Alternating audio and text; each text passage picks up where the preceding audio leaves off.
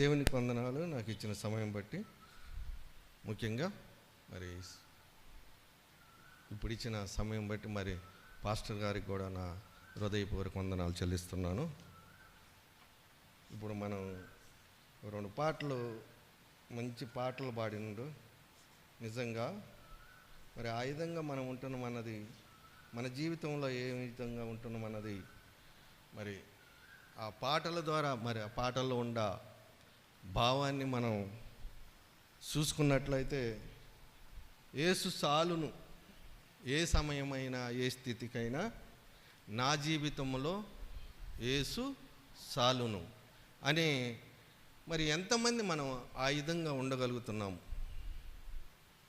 శారీరకమైన జీవితంలో మనము ఎంత కష్టాలు వచ్చినాయి, ఎన్ని బాధలు వచ్చినాయి, మరి ఏ స్థితిలో ఉండా కూడా మనం నిజంగా యేసున్నాడు అన్న ధైర్యంగా మనం ఈ లోకంలో ఉంటున్నాము. మరి మనల్ని మనం పరీక్ష చేసుకోవాలి. మరి ఇంకేమంటాడు ఆ వచనంలో, సాతాను శోధనలు అధికమైనా కూడా, ఈ దినం చూడకపోతే ప్రతి ఒక్క ఇంట్లో ఏదో ఒక శోధన కనిపిస్తుంటుంది, ఏదో ఒక బాధ. మరి సాతానుగాడు ఏదో విధంగా మనం శోధిస్తూనే ఉంటాడు. ప్రతి ఒక్క కుటుంబంలో ఇది లేదు, మరి ఈ కష్టం లేదు, ఈ బాధ లేదు, ఈ సమస్య లేదు. మరి దాని కొరకు మరి దేవుడు నా పట్ల మరి అది మంచి చేస్తుండా చెడ్డ చేస్తుండని ఎవరు కూడా ఆలోచించే పరిస్థితిలో లేరు వాస్తవంగా. మరి దాని గురించి ఈరోజు మనము కొన్ని మాటలు దేవుని గ్రంథంలో నుండి మనం నేర్చుకుందామండి. మనం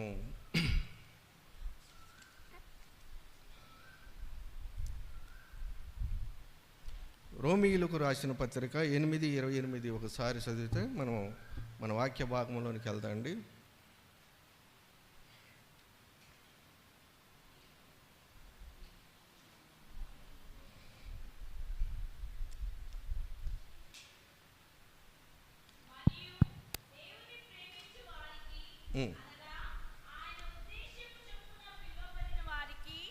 సమస్తమైనవి సమకూడి మేలు కొరకు జరుగునని మనం ఎరుగుదుము. Thank you Salamma.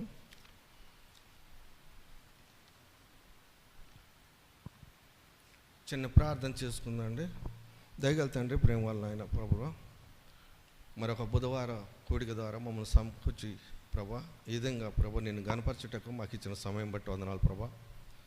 మరి పాటల ద్వారా అదే విధంగా ప్రభా మరి వాక్యము ద్వారా నేను మహిమపరచుటకు మాకు సహాయం చేయమని ప్రార్థన ప్రభా.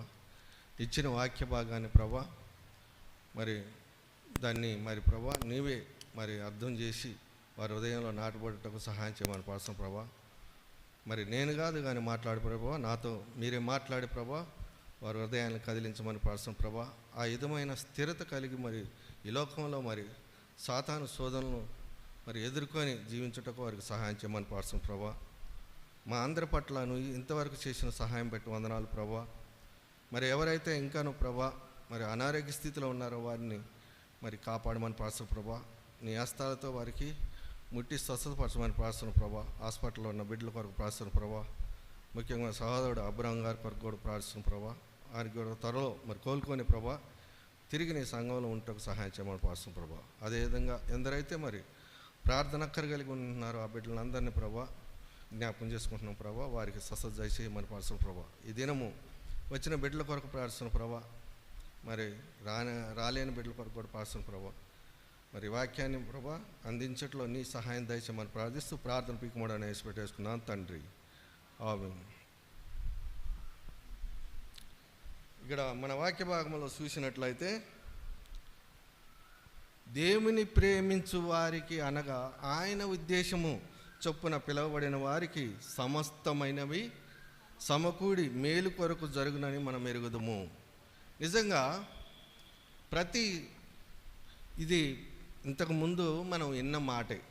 వాస్తవంగా దేవుడు పదే పదే మీకు ఎందుకు జ్ఞాపకం చేస్తుండంటే, మరి ఈ లోకంలో మరి పడి మరి దేవుణ్ణి మర్చిపోతారని పదే పదే మనకి గుర్తు చేస్తుండనమాట.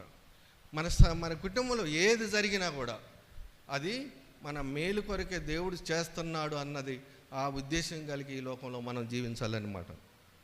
ఒకవేళ నాకు ఇది జరిగింది, నేను ఇప్పుడు ఆయనకి ఏం తక్కువ చేసినా, నాకు నేను ఎంత చర్చికి పోతున్నా, ఎంత మరి బైబుల్ చదువుతున్నా, ఎంత ప్రార్థన చేస్తున్నా, అయినా సరే మా ఇంట్లో కష్టాలు, బాధలు, మరి ఏదో ఒకటి, మరి ప్రతి ఒక్క ఇంట్లో ఏదో ఒకటి సమస్యలు ఉండటం అది వాస్తవము.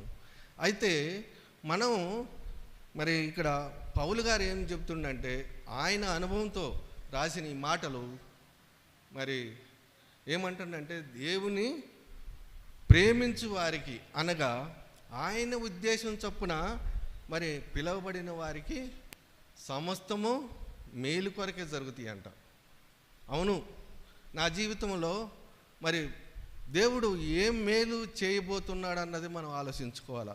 మొట్టమొదట ఏదో సమస్య వచ్చిందని మరి మనం దేవుణ్ణి మర్చిపోయి ఈ లోకానుసారంగా జీవిస్తే అది చాలా మరి తర్వాత మనం అనుభవించాల్సింది చాలా ఉంటుందండి. గమనించండి, మరి ఆ పరలోక రాజ్యానికి మనం చేరలేము. గుర్తుంచుకోండి, ఇప్పుడు సమయం ఇవ్వబడ్డప్పుడే మన జీవితాల్లో కష్టాలు వచ్చినా, నష్టాలు వచ్చిన వాటిని ఎదుర్కొనే బాధ్యత దేవుడు మరి మన కొరకు ఎన్నో విధాలుగా మరి సేవకుల ద్వారా, మరి ఎన్నో లేఖనాల ద్వారా మనల్ని పదే పదే హెచ్చరిస్తూనే ఉంటాడు. అదేవిధంగా మరి 35వ వచనంలో కూడా ఒక మాట ఉన్నది, క్రీస్తు ప్రేమ నుండి మనలను వేరు చేయవాడెవడు? శ్రమ అయినను, విపత్తు అయినను, హింస అయినను, కరువు అయినను, దిగంబరత్వమైనను, అపాయమైనను, ఖడ్గమైనను వేరు చేయునా? చూసినవా, మన క్రీస్తు ప్రేమ నుండి మనల్ని వేరు చేయవాడు ఎవడూ లేరని మరి పౌలు గారు స్పష్టంగా రాసిండు. అది ఏమిటంటే, మనకు వచ్చిన శ్రమ అయినా సరే, హింసలైనా సరే, ఎవరైనా మనల్ని హింసిస్తుంటే మరి ఓర్పుతో సహించేది ఉన్నది మనం ఈ లోకంలో. ఓర్పు ఎందుకంటే మనం దేవుని నమ్ముతున్నాము, దేవుని వాక్యాన్ని వింటున్నాము. మనకి ఆ ఓర్పు లేకపోతే, ఆ సహనము లేకపోతే మనం ఈ లోకంలో మరి దేవుణ్ణి వెంబడించలేమండి, దేవుని మార్గంలో నడవలేమండి. దేవుణ్ణి నిత్యము మరి మనం ఆయన వెంబడించే వారముగా మనం ఉండాలి ఈ లోకంలో. ఎందుకంటే మనకి ఏది వచ్చినా ఖచ్చితంగా దేవుడు మనం ఏదో ఒక వెంటాడుతూనే ఉన్నాడు. ఎక్కడ నా బిడ్డలకు శ్రమ వస్తుందని మరి ఆయన ప్రతి దినము మనల్ని ఒక గమనిస్తూనే ఉంటాడు. కోడి తన పిల్లల్ని ఏ విధంగా ఈ లోకంలో మరి ఆయన మరి ఆ పిల్లల్ని కాపాడుతుందో ఆ విధంగా ఈ లోకంలో మనల్ని కూడా దేవుడు తన రెక్కల కింద కాపాడుతూ వస్తున్నాడు. అది గమనించాలి మనం. మనకి హింస, ఇక్కడ శ్రమ అయినను, హింస అయినను, కరువు అయినను, మరి దిగంబరత్వం. మీరు ఇది గమనించినట్లయితే ఎంతోమంది మరి కట్టుకొనటానికి బట్టలు కూడా లేని పరిస్థితి ఉందండి ఈ లోకంలో. అయినా సరే దేవుడు వారికి ఆదుకుంటూ మరి ఈ లోకంలో వారికి ఎలాంటి కొదువు లేకుండా దేవుడు వారిని కాపాడుకుంటూ వస్తుండు. మీరు చూస్తున్నట్లయితే ఎంతోమంది రోడ్డు మీద మరి అడుక్కుంటున్నారు. మరి వారికి ఆ మురికి గుంటలో పడుకున్నప్పుడు వారికి మరి రోగాలు రావట్లేదా, జబ్బులు రావట్లేదా? అయినా సరే వాళ్ళు జీవిస్తున్నారంటే వారిని ఎవరు ఆశ్రయించకపోయినా సరే దేవుడు వాటిని కాపాడుతూనే ఉన్నాడు. మరి వాళ్ళకన్నా మనం శ్రేష్ఠులు కారా? మనం కాపాడా దేవుడు? గమనించాలి ప్రియమంటూ వారాల. దిగంబరత్వమైన లేక ఏ అపాయమైనను వచ్చినా కూడా మనల్ని దేవుడు కాపాడుతూనే ఉంటాడు. అనుక్షణము అపాయం రాకుండా. అదేవిధంగా ఎలాంటి ఖడ్గమైన మనల్ని ఏమీ చేయదండి. అది పౌలు గారు అనుభవంతో రాసిన మాటలు. ఆయన మరి వెళ్తున్నప్పుడు ఆ సువార్త ప్రయాణంలో మరి ఎన్నో అనుభవాలతో రాసిన ఈ పత్రిక అండి మనం గమనించవలసింది. అదేవిధంగా 39 రోమా అదే అధ్యాయంలో 39 ఏలేనగా మరణమైనను, జీవమైనను, దూతలైనను, ప్రధానులైనను, అధికారులైనను ప్రస్తుత విషయములైనను రాబోవు విషయములైనను ఎత్తైనను లోతైనను ఏ ఇతర జీవి అయినను మన ప్రభు అయిన యేసుక్రీస్తు నందున్న దేవుని ప్రేమ నుండి మనలను వేరు చేయ సామర్థ్యం లేనివని నేను ఒప్పింపబడి ఉన్నాను. పౌలు గారు ఏమంటుండు, మరి ఆయన ప్రయాణంలో మరి ఎన్నో కష్టాలు చూసినారా. శక్తులైనా సరే, ప్రస్తుతం ఉన్న విషయాలు అయినా సరే, ప్రస్తుతం జరిగే విషయాలు, మనల్ని ఏ విషయాలైతే మనల్ని మరి బాధపేస్తున్న ప్రస్తుతం జరిగే విషయాలైనా సరే, రాబోయే విషయాల్లో కూడా దేవుడు మనల్ని కాపాడుతున్నట్టు గమనించండి. మరి ఎంతగా దేవుడు మనల్ని మరి కాపాడుతున్నంటే గమనించండి. పదే పదే ఈ మాటలు మీకు ఎందుకు గురి చేస్తున్నంటే, మనం ఎక్కడ మన విశ్వాసాన్ని మరి కోల్పోతున్నామో అని పదే పదే దేవుడు మనల్ని హెచ్చరిస్తూ ఉన్నాడు. ప్రస్తుతం జరిగే విషయాలు కూడా, అదే రాబోయే విషయాల్లో కూడా నిన్ను కాపాడుతున్నాను అని మరి చెప్తుండు. అందుకనే మరి పౌలు గారు తన అనుభవంతో మరి రాసిన మాటలు అన్నమాట. అదే అంటుండు, దేవుని ప్రేమ నుండి మనలను ఏరి చేయు సామర్థ్యం లేవని నేను ఒప్పించబడుతున్నాను అని అంటుండు. ఏ విషయాలు నా ముందు మరి నన్ను దేవుని నుండి ఏరి చెయ్యవు అని మరి పౌలు గారు నిర్ధారణ కలిగి మరి ఆయన స్వార్థ ప్రయాణాన్ని మరి సాగించుకుంటూ వచ్చి తన అనుభవాలను రాసిండండి. అందుకనే మనకి కీర్తనలో కూడా మరి దావీదు గారు తన కొరహు కుమారులకు ఒక మాట రాసిండు. కీర్తనలో 46:1 చదువు. అందుకనే మరి కీర్తనలో మరి దావీదు గారు రాసిన మాటలో అందుకని ఆ మాట రాసిండు. దేవుడు మనకు ఆశ్రయమును బలమునై ఉన్నాడు, ఆపదలో ఎంతో నమ్ముకొనదగిన సహాయకుడు. చూసినవా, దేవుడు మనకు ఆశ్రయమును బలమునై ఉన్నాడంట. ఆపదలో నీకు అలాంటి ఆపద వచ్చినా కూడా మరి ఆయన ఎంతో నమ్ముకొనదగిన సహాయకుడు అంట. మరి మనం దేని గురించి మరి ఈ లోకంలో మరి సాతాను శోధనలకు మనం ఇంకా వాటిని శోధనకు పడిపోతున్నాము. దేవుడు మనకు ఉన్నాడు అన్నది ధైర్యం మనకి లేని పరిస్థితి. ప్రతి ఒక్క ఇంట్లో ఏదో ఒకటి సమస్యలు ఇచ్చినప్పుడు మరి దేవుని గురించి ఆలోచించరు, వాటి గురించి మనకొచ్చిన సమస్యల గురించి ఆలోచిస్తారు. కానీ ఏ రోజైనా దేవుని మీద భారం వేయగలుగుతున్నారా అన్నది మనం ఆలోచించుకోవాలి. అవును, నా ఇంట్లో సమస్యలు వచ్చినాయి, నా ఇంట్లో బాధలు వచ్చినాయి, అయినా సరే దేవుడు ఉన్నాడు అన్నది మనము జ్ఞాపకం చేసుకునే వారుగా ఉండాలి. అందుకనే పౌలు గారు ఫిలిప్పీలో ఒక మాట అంటాడు. ఫిలిప్పీ రాసిన పత్రికలో ఏం మాట అంటాడు చూడమ్మా. 1:21.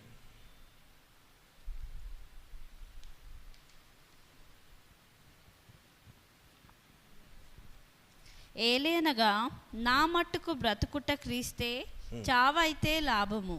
చూసినవా, నేనైతే బ్రతికితే క్రీస్తు కొరకే బతుకుతానని ఆ విధంగా మనం ఉంటున్నాం అన్నది గ్రహించాలి. నేను బ్రతికితే ఈ లోకంలో క్రీస్తు కొరకే బతుకుతానని నిశ్చయించుకున్నాడు.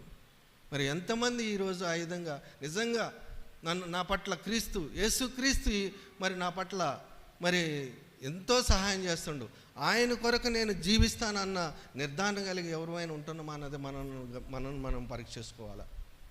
పౌలు గారు ఏమంటాడు, అసలు ఒకటే మాట, నా మటుకైతే నేను బ్రతుకుటక క్రీస్తు కొరకే బతుకుతాను అంటుండు, సావైతే లాభము అంటుండు. నిజంగా ఎంత గొప్ప మనసు అండి. మరి ఆయన మరి ఆ విధంగా మనం ఇప్పుడు వాక్యం వింటున్నాము, మరి బైబుల్ చదువుతున్నాము, దినం ప్రార్థనకు వస్తున్నాము. మరి ఈ లోకంలో కష్టాలు ఏ వచ్చినా మరి మనను చచ్చిపోతే పర్వాలేదు, ఏం కాదు, నాకైతే మరి దేవుడు ఉన్నాడు అన్న ఒక నిర్ధారణ కలిగి ఉంటున్నాం అన్నది మనం గ్రహించాలి. దేవుడు నాకు మరి సమస్తమును చేయగలడు. మరి ఆయనకు సాధ్యం అంటూ లేనిది ఏమీ లేదు. నీ పట్ల నా పట్ల అనేకమైన సహాయాలు చేసిండు దేవుడు. వాటిని కూడా మనం అందరం మర్చిపోతున్నాం. ఆయనకు సాధ్యమైనది ఏదన్నా ఉందా ఈ లోకంలో? సాధ్యం కానిది దయచేసి గమనించండి. మనం దినం ప్రార్థన చేసుకునేటప్పుడు కానీ మనలో ఉన్న వాటిని మరి ఏదైతే నీ ఇంట్లో సమస్యల కొరకు, నా ఇంట్లో సమస్యల కొరకు మనం బాధపడుతున్నాం, అది దేవుని వైపు చూసి దేవుని ప్రార్థిస్తున్నాం అన్నది గమనించాలి. దేవునికి మనం మొరపెడుతున్నామా, ప్రభువా నాకు వచ్చిన ఈ సమస్య నుండి నన్ను బయటకు తీ ప్రభువా అని మనం ఎప్పుడైతే దేవుణ్ణి అడుగుతామో వెంటనే నీ జీవితంలో సమాధానం దొరికింది. అది మనం గమనించాల. ఈ లోకంలో జీవించినంత కాలము కూడా ఏదో ఒకటి సాతాను శోధన ఎదురవుతూనే ఉంటుంది. కానీ మనం మనపై ఉన్న ఆ సాతాను శోధనను దేవునిపై మరి మోపే వారంగా ఉండాలి. దేవుడు ఉన్నాడన్న ధైర్యంతో మనం ఈ లోకంలో జీవించాలన్నది మరి పౌలు గారి ఆశ. అందుకని అంటుండు, నా మటుకైతే నేను బ్రతికితే క్రీస్తు కొరకే బతుకుతాను అన్నట్టు. మరి ఎంతమంది ఆ విధంగా ఈ లోకంలో ఉంటున్నారో తెలియదు. కానీ మరి నీవు మరి చాలా ఆలోచించుకునేది ఉంది. మరి సావైనా సస్తమైనా లాభమే అని అంటుండు. మరి దేవుని కొరకు చనిపోవటానికి సిద్ధంగా ఉండవా మనం? రేపొద్దున మరి ఎవరైనా సరే మనల్ని బలవంతం పెట్టవచ్చు. నువ్వు ఈ రోజుల్లో జరిగేది అదే, జై శ్రీరామ అను అని మనల్ని బలవంతం పెట్టవచ్చు. జరగబోయే విషయాల గురించి దేవుడు మరలా మనల్ని జ్ఞాపకం చేస్తుంటే ధైర్యంగా ఉండు. చనిపోతే పర్వాలేదు, నేను క్రీస్తు కొరకు చనిపోతున్నానన్న ధైర్యం మనలో రావాలా. ఎక్కడ ఎవరు ఏది హింసించినా కూడా మరి వాళ్ళ హింసలకు మనము లొంగేవారంగా ఉండదు. రాబోయే కాలంలో జరగబోయే విషయాలు మరి పోయిన ఆదివారం మరి మన పాస్టర్ గారు రాబోయే విషయాల గురించి ఎన్నో చెప్పిండు.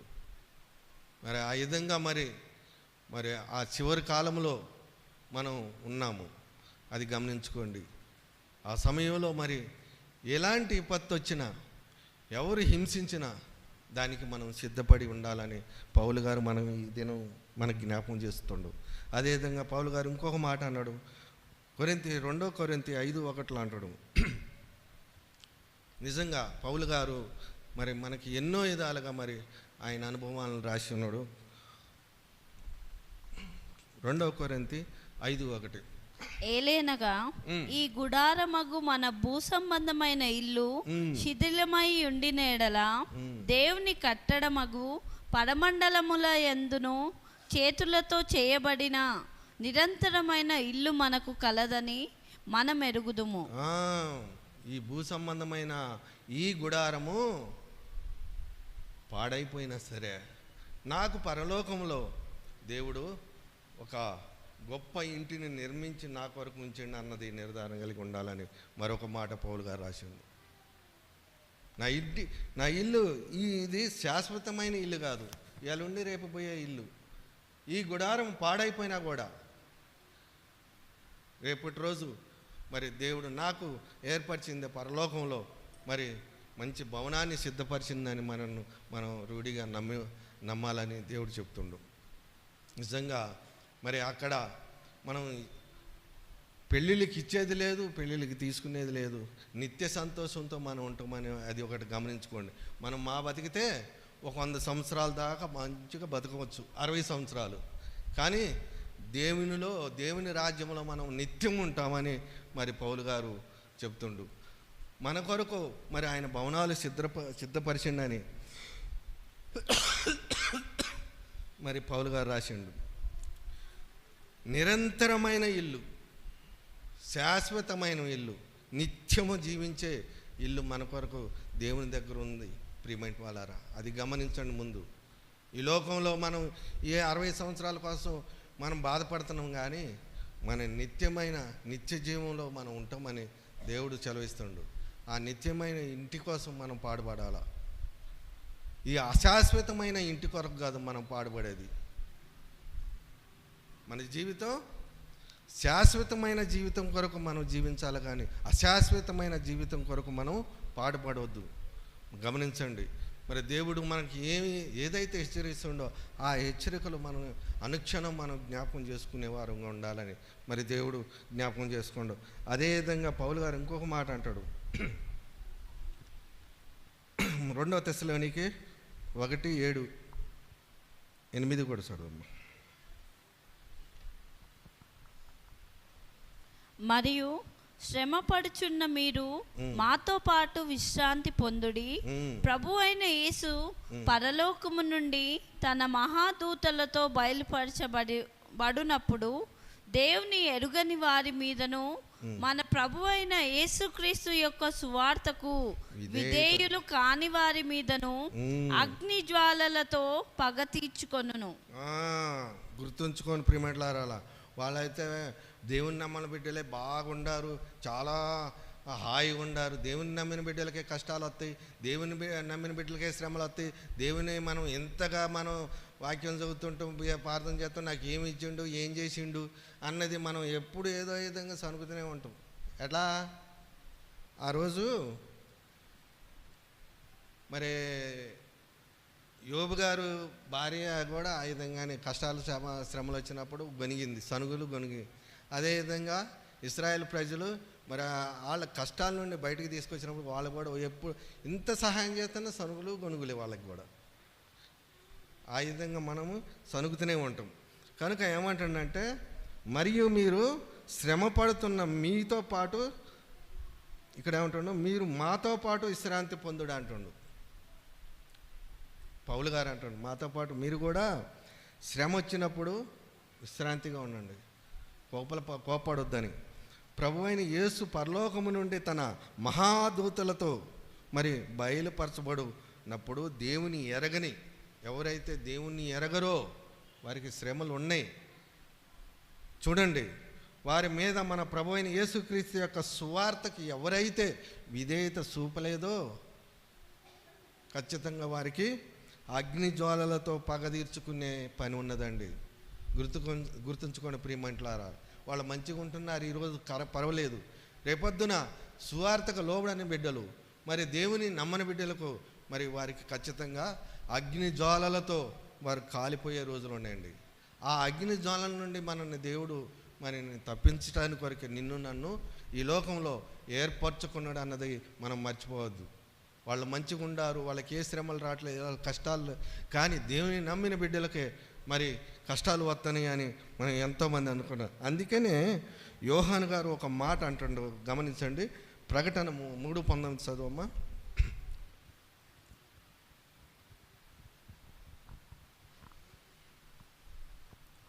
ఎందరినైతే నేను ప్రేమించుచున్నానో నేను వారిని గద్దించి వెంటాడుదును. కాబట్టి ఆసక్తి కలిగి ఉండి పశ్చాత్తాపపడుము. పశ్చాత్తాపడమంటుండు. ఎవరినైతే నేను ప్రేమించుచున్నానో నేను వారిని గద్దిస్తానంటుండు. ఒకవేళ విశ్వాసులుగా మనం కష్టపడుతున్నామంటే దేవుడు మరి వారిని వెంటాడి వారు మరి ఆ విశ్వాసంలో నిలకడగా ఉంటున్నారా లేదన్నది మరి గద్దించే పరిస్థితి ఉంటుంది దేవుడు కూడా అప్పుడప్పుడు. మరి వారిని ఏమంటుండు, ఎందరినైతే నేను ప్రేమించుతున్నానో నేను వారిని వెంటాడుదును. కాబట్టి మీరు ఆసక్తి కలిగి పశ్చాత్తాపడమంటుండు. మన జీవితంలో ఏదన్నా ఇంకా తప్పిదమ్ములు ఉంటే నిజంగా దేవుడు మరి ఆ వెంటాడుతనాన్ని మనం ఎప్పుడు కూడా దాన్ని తిరస్కరించకూడదండి. ప్రభువు వెంటాడతాడు, తను ప్రేమించిన బిడ్డలనే వెంటాడతాడు. ఒక్కొక్కసారి నాకు ప్రేమించిన బిడ్డలకే, తను ప్రేమించిన బిడ్డలకే ఎన్నో కష్టాలు వస్తున్నాయని మనం అనుకుంటాం, కానీ తను ప్రేమించిన బిడ్డల్ని మరి ఎన్నోసార్లు వెంటాడతాడు. దాన్ని తిరస్కరించే వారిగా మనం ఉండొద్దు. ఎందుకంటే మనం ఏదన్నా నిజంగా ఆ తిరస్కారం కలిగి ఉన్నట్లయితే వెంటనే పశ్చాత్తాపడి మనం దేవుని వైపు తిరగమని మరి పౌలు గారు చెబుతుండు. కనుక పౌలు గారు యోహాను గారు మరి ఆ మాట రాసిండంటే దానికి అర్థం ఉన్నది. మరి యోహాను గారు మరి ఆ మాట ఆలోచించి రాసి ఉంటాడు. అవునా కదా? దేవుని బిడ్డల కష్టాలు వస్తుంటాయి, శ్రమలు వస్తుంటాయి అన్నప్పుడు మరి ఆయన ప్రేమించిన బిడ్డలకి వెంటాడతాడని మరి యోహాను గారు రాసిండు. అదేవిధంగా ఏమ్స్ పత్రికలో ఒక మాట రాసిండండి.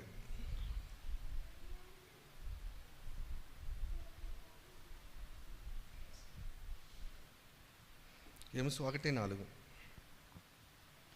మీరు పరిపూర్ణులుగాను ఏమీ కొదువలేని సంపూర్ణులుగాను ఉండునట్లు ఓర్పు దాని పరిపూర్ణ క్రియను కలిగి ఉండనిమ్ము. ఏమంటుండు యాకోబు గారు? మీరు పరిపూర్ణులుగా ఉండమంటుండు. నాకు ఏమీ లేకపోయినా సరే దేవుడు సమస్తాన్ని నాకు సమకూర్చగలడు అని పరిపూర్ణమైన స్థితిని కలిగి ఉండమంటుండు. ఏమీ కొదవలేని వారిగా ఉండమంటుండు. ఆ విధమైన మన ఓర్పు మనలో ఉండాలండి, ప్రతి ఒక్కరిలో కూడా. ఈ దినం ఏదైనా లేకపోతే ఏదో పిల్లలు ఇసుకిచ్చారని, లేకపోతే ఏదో కొనించమని, ఏదో సమస్యలు వస్తున్నాయి. కానీ ప్రతిదానికి మనం ఓర్పు కలిగి ఉండాలి. బైబిల్ చదువుతున్న మనము మరి ఆ బైబిల్ మనకేం నేర్పిస్తుంది? మరి వాక్యం చెప్తున్న పాస్టర్ గారు ఇక్కడ ఆ వాక్యం చెప్పేటప్పుడు సరైన విధంగా విని మరి దాన్ని మన హృదయంలో ఏ విధంగా దాన్ని ఉపయోగించుకోవాలన్నది మనం గమనించుకున్నప్పుడు అప్పుడే మనం మరి ఆయన మార్గంలో నడవగలము, ఆయన మాటలకు లోబడగలము, ఆయన వైపు మనం చూసి మరి ఈ లోకంలో నడవగలం. పదే ఈ మాటలు తెలిసిన మాటలైనా మీకు ఎందుకు జ్ఞాపకం చేసుకుంటుండంటే, అవును నా బిడ్డలు ఎక్కడ తన విశ్వాసాన్ని కోల్పోతారో అని పదే అదే మాటలు మన జీవితంలోకి మరలా దేవుడు జ్ఞాపకం చేస్తున్నాడు. ఇది అన్నీ నాకు తెలిసినాయే, ఈ మాటలన్నీ నాకు తెలిసినాయి నేను. అవును, నీ పిల్లగాడు ఒకసారి తప్పు చేస్తున్నప్పుడు మరలా వాడిని, అరే మొన్నగా నీకు చెప్పింది, మరలా అదే తప్పు చేస్తాను అని నువ్వు గద్దించవా? ఆ విధంగా దేవుడు కూడా మనల్ని మరలా అదే మాటను మన మధ్యలో తీసుకొచ్చి మనల్ని గద్దిస్తాడండి. వాక్యం ద్వారా, ఆ లేఖనాల ద్వారా మనల్ని పదే హెచ్చరిస్తూ వస్తాడు. మరి మనం ఎంతమరికి దానికి మరి లోబడి ఉంటున్నామో మన జీవితంలో మనం పరీక్ష చేసుకోవాలండి. ఆ వాక్యానికి లోబడుతున్నామా? ఆ వాక్యానుసారంగా జీవిస్తున్నామా? వాక్యాన్ని మరి ఆయన మార్గంలో నడుస్తున్నామా? మన జీవితంలో ఏమి లోటు, మరి దేవుని కొరకు ఎలాంటి లోటు కలిగి ఉంటున్నామో అన్నది మన జీవితాన్ని సరి చేసుకోవాలన్నమాట. సరి చేసుకున్నప్పుడే మరి మనల్ని దేవుడు ఆ నిత్య జీవంలోకి నడిపించగలడు. మన జీవితంలో ఏది జరిగినా కూడా దాన్ని సహించేవారుగా ఓర్పు కలిగి దాన్ని సహించాలని మరి చెప్తుండు. అదేవిధంగా 1 పేతురు 1:7 చదవమ్మా. అట్లు మీ విశ్వాసం యొక్క పరిశోధన నశించు బంగారము కంటే మరి ఎంతో ప్రశస్తమైనదై అది అగ్ని చేత పరీక్షింపబడినను యేసుక్రీస్తు ప్రత్యక్షత నొద్ద స్తుతియు ఘనతయు మహిమయు కలుగునట్లు కనుగొనబడగలదు. చూసినవా? నశించు బంగారము కంటే మన విశ్వాసం. చూసినారా? బంగారాన్ని కొలింలో బట్టి ఎంత గాలిస్తే అంత తలతల మెరిసిపోతుంది, అవునా కదా? మరి నశించు బంగారము కంటే ఎంతో ప్రశస్తమైనది అని అంటున్నాము. నిజంగా మరి ఆయన మరి ఏదైతే శోధనలు పెడుతున్నాడో వాటిని సహించే వారంగా ఉండాలి. ఎందుకంటే ఆ బంగారంకైనా ప్రశస్తమైన అగ్ని చేత పరీక్షించబడినను మరి చివరికి అది మేలిమి బంగారముగా మనకి ఇవ్వబడుతుంది. మరి ఆ విధంగా మన జీవితాల్లో కూడా మరి ఎన్నో కష్టాలు, బాధలు, నష్టాలు ఎన్ని అగ్ని పరీక్షని మనం దాన్ని మరి సంతోషంగా స్వీకరించే వారంగా ఉండాలన్నమాట. ఎలాంటి బాధలు వచ్చినా కూడా జీవితాల్లో జరుగుతుంటాయి, ప్రతి ఒక్క కుటుంబంలో జరుగుతాయి. అందరికీ కష్టాలు వస్తాయి, అందరికీ బాధలు వస్తాయి. ఎందుకంటే మన శారీరకమైన జీవితంలో ఉంటున్నాం కాబట్టి మనకి శారీరకమైన అవసరాలు ఉంటాయి కాబట్టి వాటిని మనం కలిగి ఉండాలని మనకు ఆశ ఉంటుంది. కానీ మనం ఎప్పుడైతే దేవుణ్ణి మన సొంత రక్షకుడిగా మనం స్వీకరించామో మనం దేవుని వైపు చూసి నడవాలి. దేవుని వైపు ఆయన మార్గంలో నడిచి మరి ఆయన్ని ఏది కావాలన్నా ఆయన్నే అడిగేవారుగా ఉండాలి. మన ప్రార్థన జీవితంలో ప్రతిదీ కూడా ఆయన వైపు చూసి మరి ప్రార్థించి మన అవసరాలను ఆయన ముందు పెడితే ఖచ్చితంగా మన అవసరాలను తీర్చేవాడుగా దేవుడు ఉంటాడు. అదేవిధంగా రోమా 5:1 నుండి చదువు చెప్తాను. కాబట్టి విశ్వాసం మూలముగా నీతివంతులమని తీర్చబడిన వారమై మన ప్రభువైన యేసుక్రీస్తు ద్వారా దేవునితో మనము సమాధానము కలిగి ఉన్నాము. కాబట్టి మనం ఏం చేయాలా? మన విశ్వాసాన్ని బలపరిచి నీతిమంతులుగా తీర్చబడిన వారమై ప్రభువైన యేసుక్రీస్తు ద్వారా దేవునితో మనము సమాధానం కలిగి ఉండాలని సెలవిస్తుండు. అదేవిధంగా ఇంకా చదవమ్మా. అంతేగాక ఆయన వలన మనము విశ్వాసము చేత నిలిచియుండు ఈ కృపలోనికి కూడా మనము ప్రవేశము కలిగి ఉండి దేవుని మహిమ యొక్క నిరీక్షణ యందు ఆనందించుచున్నాము. మన నిరీక్షణ కలిగి మరి ఎల్లప్పుడూ ఆనందించే వారంగా ఉండాలంట. ఇంకా చదవమ్మా. అయితే అట్లు మాత్రమే కాదు గాని శ్రమ ఓర్పును, ఓర్పు అనుభవమును, అనుభవము నిరీక్షణను క్రియ చేయునని ఎరిగి మనము శ్రమలలో కూడా అతిశయించుచున్నాము. మనకు శ్రమ వచ్చినప్పుడు ఏంటంట?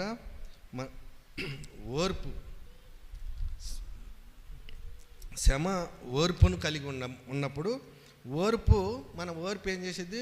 అనుభవం వస్తుంది అన్నమాట.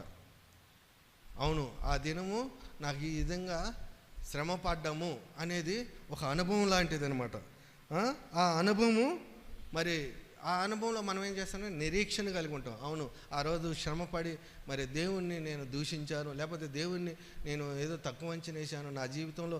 అవును, ఈ ఓర్పు వల్ల నాకు కలిగిన అనుభవం కనుక ఆయన కొరకు నేను నిరీక్షణ కలిగి ఈ లోకంలో నేను జీవించాలనే నిర్ధారణ కలిగి మనం ఉండాలని మరి ఇక్కడ పౌలు గారు రాసిండు. ఇంకా అయితే నిరీక్షణ సిగ్గు కలుగజేయదు, ఎందుకనగా మనకు అనుగ్రహింపబడిన పరిశుద్ధ బుద్ధిని చేత దేవుని ప్రేమ మన హృదయములలో నలుదిక్కుల కుమ్మరింపబడి ఉన్నది.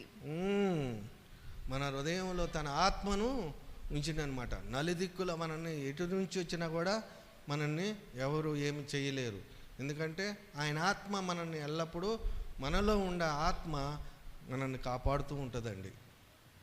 ఏ శోధనలు వచ్చినా, ఏ కష్టాలు వచ్చినా, ఏ బాధలు వచ్చినా కూడా అనుక్షణము మరి ఆయన ఆత్మ ఎప్పుడైతే మనం దేవుని అంగీకరించినామో మరి ఆయన ఆత్మ మనలో ఉండి మనలో ఉంచుతాడు.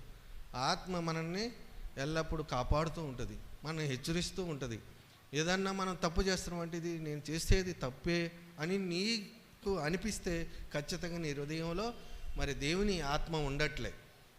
నేను ఏదన్నా చిన్న బోల్ట్ తీసుకున్నప్పుడు ఇది కూడా తప్పేనేమో అని నా ఆత్మ అప్పుడప్పుడు హెచ్చరిస్తుంటుంది. నాకు ఎన్నోసార్లు బైక్ బోల్టులు పోయినాయి, అయినా సరే నేను తీసుకోలే. మా మిస్సెస్ పక్కనే ఉంది, నేను కొనుక్కొచ్చుకున్నా. పోయి కంపెనీలోకి వెళ్తున్నప్పుడు ఎంత మంచి బోల్ట్లు ఉంటాయో గమనించుకోండి. అయినా సరే ఈ బోల్ట్లన్నీ పోయినాయి అని నేను అక్కడ పోయి దుకాణంలో కొనుక్కొచ్చుకున్నా. ఎందుకంటే నాలో ఉండే ఆత్మ ఇది తీసుకోవద్దని నన్ను హెచ్చరిస్తూ ఉంటుంది. కనుక మనలో ఉండే ఆత్మ ఎల్లప్పుడూ మనల్ని అన్ని వైపుల నుండి నలుదిక్కుల మనల్ని కాపాడుతూ వస్తుంటుందంట. గమనించుకోండి ప్రియమంటలారా, మన దేవుడు మనల్ని ఎంతో ప్రేమించిండు. ప్రేమించి తన కుమారుని మన కొరకు పంపించిండు. అది గమనించాలి. మన కొరకు ఆయన పాపం లేని ఆయన మరి పాపుల్లో జన్మించి మరి ఆయన చనిపోవటం జరిగింది ఆయన. కనుక ప్రియమంటలారా, మనం ఎన్నో విషయాల్లో మనం దేవుణ్ణి మరి నిర్లక్ష్యం చేసి ఈ లోకం వైపు చూస్తున్నాము. అదే ఎయిమ్స్లో 1:12 ఒక మాట చదవము.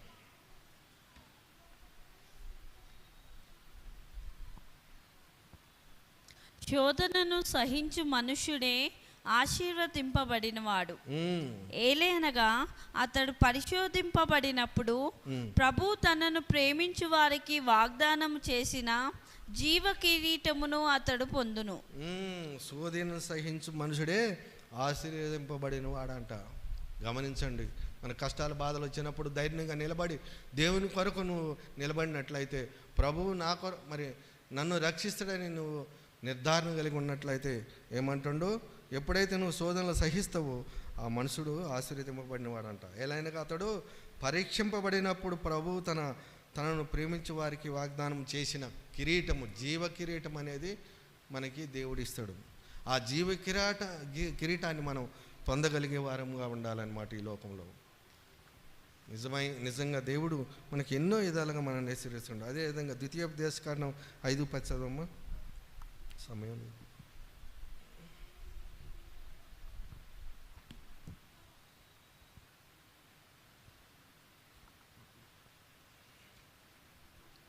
ద్వితీయోపదేశకాండం 5:10.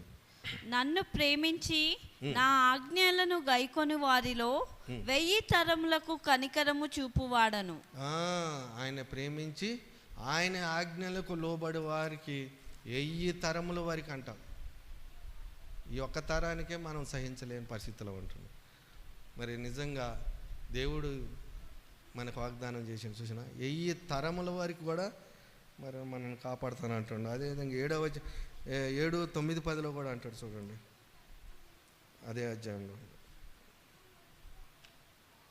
కాబట్టి నీ దేవుడైన ప్రభువు ఆయనే దేవుడనియు తన్ను ప్రేమించి తన ఆజ్ఞలను గైకొని వారికి 1000 తరముల వరకు తన ఒడంబడికను నిలుపుకొని వారికి కనికరము చూపు నమ్మదగిన దేవుడనియు తన్ను ద్వేషించు వారిని నాశనము చేయుటకు తమ ముఖమున వారికి ప్రతిఫలము చెల్లించును.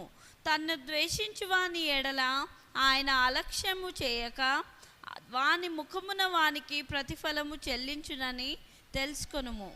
గుర్తుంచుకోండి, తన్ను ప్రేమించే వారికి ఖచ్చితంగా 1000 తరముల వరకు ఆయన మరి కాపాడువాడంట. ఎవరైతే ఆయన ద్వేషిస్తారో ఖచ్చితంగా వారి ముఖాన్ని వాళ్ళకి తీర్పు తీర్చేవా దేవుడు మన దేవుడు, మన రోషం గల దేవుడు. మనం అనుకోకపోవచ్చు, మనకి ఏం కావట్లేదు, తప్పు చేసినా అబద్ధమాడినా ఏం కాకపోవచ్చు. ఇప్పుడు తర్వాత మనం ఆ శిక్షను ఖచ్చితంగా అనుభవిస్తాం. మనం ఏదో ఒక విధంగా మరి తప్పు మార్గంలో నడుస్తూనే ఉంటాం, దినం ఏదో ఒక తప్పు మాటల్లో మాట్లాడుతూనే ఉంటాం. కనుక మనం ఆ విధంగా ఉండాలని చెప్తుండే దేవుడు. అదేవిధంగా ఒక మాట చివరిగా చదువుకొని మనం ముగించుకుందామండి. మార్కు 12:30 ఏమంటుండో చూసి, కనుక మనం ఏం చేయాలన్నది ప్రభు ఒక మాట చెబుతుండు. మార్కు 12:30 చదవమ్మా, లాస్ట్ చివరిగా.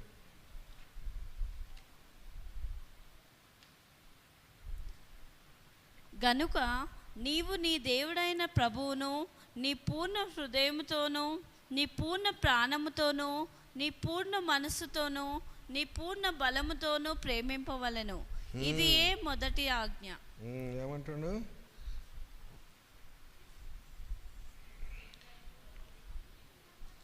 నీ పూర్ణ హృదయంతో, నీ పూర్ణ మనసుతో, నీ పూర్ణ ఆత్మతో దేవుణ్ణి సేవించాలంట, ప్రేమించాలంట. మరి ఆ విధంగా మనం ఉంటున్నాం అనేది గమనించాలి. పూర్ణ మనసుతోను, మరి ప్రతిదీ మనం చేసేది దేవునికి పరిపూర్ణంగా చేయాలన్నది ఆయన కోరిక. కనుక దేవుడు తన వాక్యాన్ని దీవించాలని మనం చేస్తున్నాం. చిన్న కథ చెప్పి నేను ముగిస్తాను. చిన్న కథ, ఏమనుకో దయచేసి, ఎందుకంటే టైం అయిపోతుంది. కానీ ఒక్క చిన్న కథ ఇది, ఈ వాక్య భాగానికి సంబంధించిన కథ. అయితే మధ్యలో ఏమైందంటే, మనోడు వచ్చి స్కూల్ నుంచి వచ్చి ఎట్లా ముఖం పెట్టినట్ట. ఏంది తాత దగ్గర, ఏందిరా నీ ముఖం అట్లా పెట్టినావు అని అంటే, నాకు పొద్దున్నే లేచి స్నానం చేస్తున్నందుకే, స్నానం చేసి మొహం కడుక్కునేందుకే నాకు 2 రూపాయలు ఇస్తాను అన్నది. తర్వాత మరి బడికి వెళ్ళేటప్పుడు నాకు 5 రూపాయలు ఇస్తానన్నది. తర్వాత మరి బండి నుంచి వచ్చి శుభ్రంగా కాళ్ళు చేతులు మొహం కడుక్కున్నందుకు మళ్ళీ నాకు 2 రూపాయలు ఇస్తానన్నది. ఆ విధంగా కొన్ని లెక్కలు చెప్పిండు వాళ్ళ తాతకి మనవడు. అయితే ఈ కరెక్టేరా నువ్వు ఇన్ని అంటున్నావు, మరి ఇవన్నీ మరి ఇవన్నీ నీకు మీ అమ్మ బాకీ ఉన్నదా అంటే, అవును ఇవన్నీ ఇవ్వలేదు, నేను అందుకని అట్లా ఉన్నానంటే, అయితే నువ్వే బాకీ ఉన్నవురా అమ్మకే అన్నాను. నేనేం బాకీ ఉన్నానంటే, నీకు రోజు అన్నం వండి పెడుతుంది, మరి నువ్వు తిన్న ప్లేట్ కడిగిద్ది, దానికి ఏమైనా ఇచ్చినా, నీ తిన్న ప్లేట్ కడిగితే అన్నాను, దానికి ఏమీ లేదు. మరి నీ బట్టలు ఉతుకుతుంది, దానికి ఏమైనా ఇస్తున్నావు అంటే, నిన్ను పోసి పెద్ద చేసి మరి చిన్నప్పటి నుంచి మరి అన్నం పెడుతుంది, మరి నీకు మరి ఆమెకి ఏమైనా ఇచ్చినావు అని, ఇవన్నీ నువ్వు బాకీ ఉండవురా, నువ్వు చాలా బాకీ ఉండవు అన్నాడు. అలాగనే మనం తల్లి ఏం తీసుకున్నట్లే దేవుడు కూడా మన నుండి ఏమీ కోరలేదండి. దేవుడు మరి మనల్ని ప్రేమించి ఈ లోకానికి వచ్చిండు, మన లోకానికి వచ్చి ఆయన రక్తం కార్చి సిలువలో మరణించిండు. అయినా మరి మనం దేవుడు ఏమీ లేదు, నాకేం చేసిండు అని ఇప్పుడు కూడా సనుగుతూనే ఉంటాం ఏదో విధంగా. ఏం చేసిండమ్మా నీకు? నువ్వు రోజు ప్రార్థన పోతున్నావుగా, వాక్యం చదువుతున్నావుగా, నీకేమైనా చేసిండా దేవుడు అని ఏదో సనుగుతూనే ఉంటాడు. మన కొరకు ఈ దేవుడు ఏమీ చేయలేదా? మనల్ని మరి ఇన్ని విధాలుగా మనల్ని దేవుడు మరి మనకు సహాయం చేస్తాడు. అయినా సరే మనం దేవుని మీద సనుగుతూనే ఉంటాం అన్నమాట. కనుక ప్రియమనులారా, మనకు కష్టాలు బాధలు వచ్చినప్పుడు మనం ప్రార్థన చేయాలి, కానీ దేవుని మీద ఎప్పుడు సనగొద్దండి. దయచేసి థ్యాంక్ యూ ఇచ్చిన సమయాన్ని బట్టి.